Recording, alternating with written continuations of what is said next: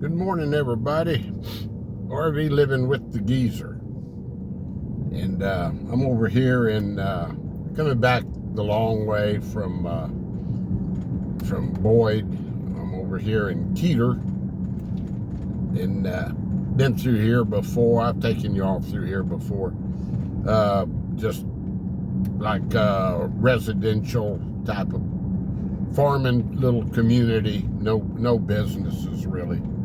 But anyway, what I want to talk about today, I did that video last night on that Reuben sandwich, and I mentioned my buddy Marty and Rod when we went to Vegas, and Rod took me to Caesar's Forum for that huge Reuben sandwich out there. So, yeah, I need to talk about my buddy Marty. Marty, as I've said before, I've had like actually 5 lifetime friends, a handful, 5 fingers worth, counting your thumb, of course. And Marty was one of them. And I met Marty in Comfort.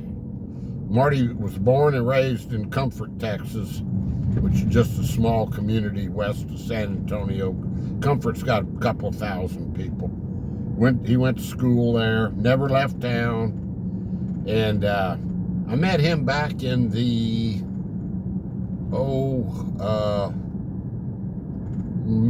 say 1995, somewhere in there, mid-90s. I had some yards that I used to take care of with my landscaping business in Comfort. I was still in the fire department at that time, but anyway, I met him back then, probably in a bar, and Marty was a drinker, and he was probably the most carefree person I've ever met in my life. Marty lived for the moment, and that was it. He worked for an old boy that was retired and had a ranch outside of Comfort, and Marty worked 5 days a week for him, and the guy paid him in cash. Marty didn't pay Social Security, and we would say, Marty, later on when you're gonna retire, what are you gonna have? And he called everybody homie. He said, homie,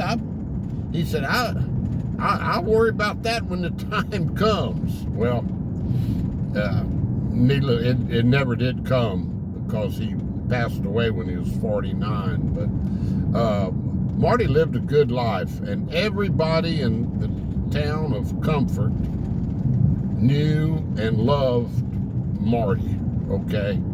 He had this smile. Marty was a Mexican fella, and he had this smile. He had teeth. We used to always tease him and stuff. His teeth were like as big as horse teeth. I'm not kidding you. And when he smiled, and they were white as they could be, he had the whitest teeth I ever saw. And I can't hardly say it, an infectious laugh. Yeah, I mean, you just liked being around the guy. I'm sure a lot of y'all, I hope a lot of y'all have had people in your lives like that. You liked being around him. We'd be sitting in a place, and Marty would walk in, and the place would just sort of light up. He was that type of guy. But I got so many stories about Marty, and he's like I said last night, him and Rod and I went to Vegas twice, 2 years in a row, 2 summers in a row. And the first time we went, they both drove.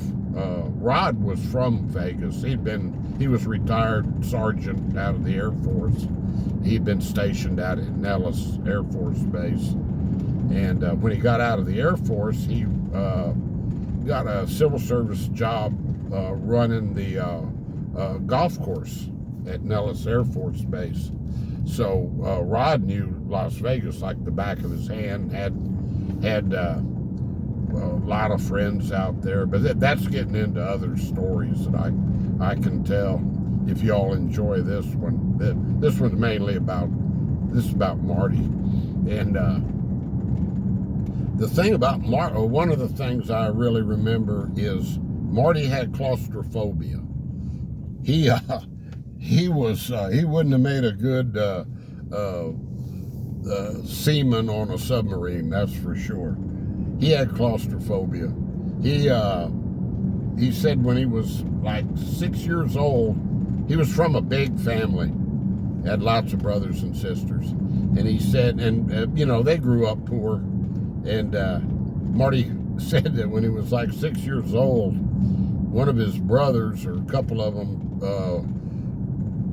teasing him or mad at him, whatever, they locked him in a little chicken coop with a bunch of chickens, and I don't know how long he was in there, but he was evidently he was in there a long time. And I guess after that he got claustrophobia. And I tell you, when we you know, he a lot of times you'd be going somewhere, and if there were several people in the car, he would either tell you he wasn't going to go. He didn't want to ride if there was too many people in the car, because he could not sit in the back seat. He had to sit in the front seat of the car. And if dead of winter, he would want to crack the windows down, roll the windows down. I mean, this guy had claustrophobia. He had a nice apartment in Comfort, but it was like a garage apartment. It was up above a lady's garage. He rented it from her for years, but it was all one big room with a little separate bathroom.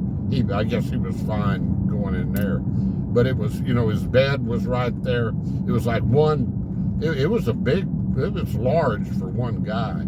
He was a bachelor, and always chasing the gals and everything, having a good time, blowing his money, not worrying about a thing, you know. Stress would have never killed him, would have never got to the guy. But yeah, I just want to talk about it. It just reminded me last night when I brought up that Vegas story. When we were in Vegas, our rooms, they roomed together, and I wasn't going to room with those two. I had my own room, but we were up on, I don't know, the 15th or 16th floor at old Fitzgerald's, which is in the old downtown part on Fremont Street. And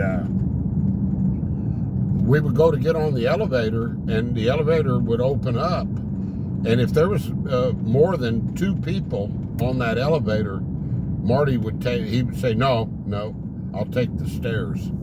And you know, he'd climb up 15, 16 flights of stairs to the room. And after a whole day in Vegas, needless to say, he was always soused, you know. So yeah.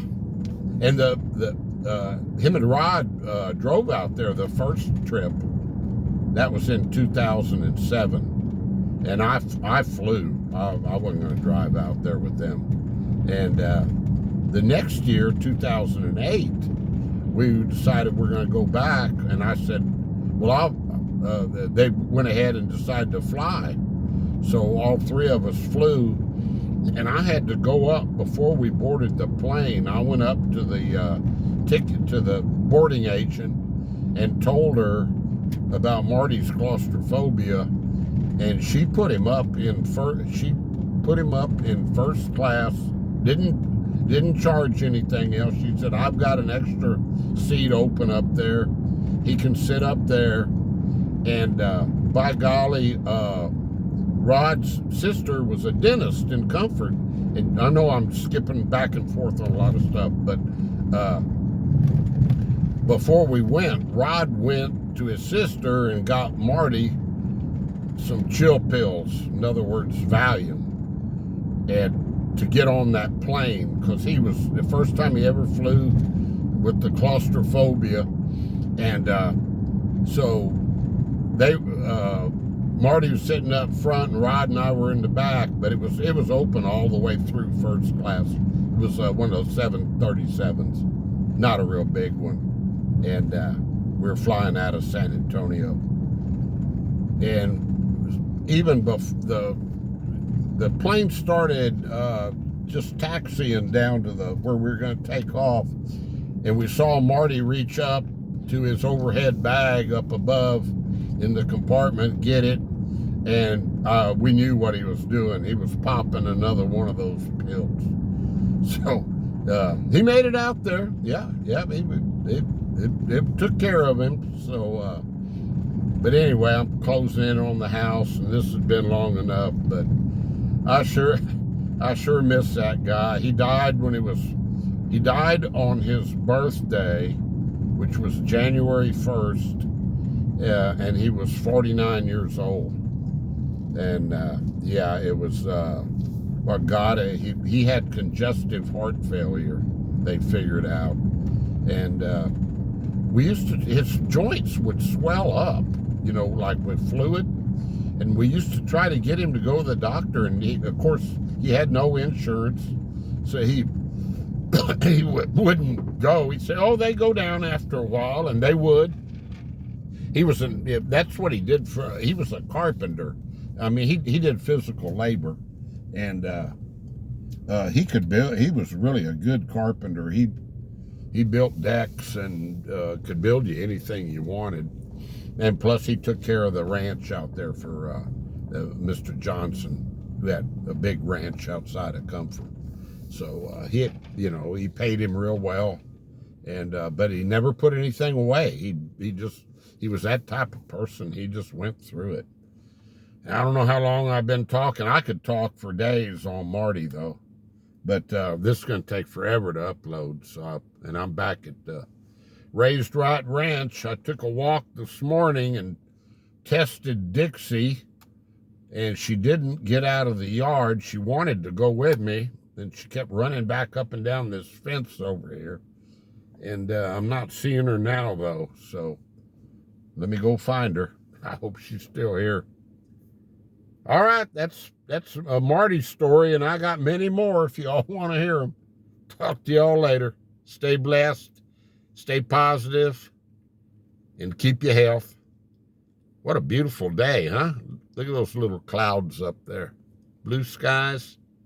Going to Mineral Wells tomorrow, guys. Stay tuned. Bye-bye.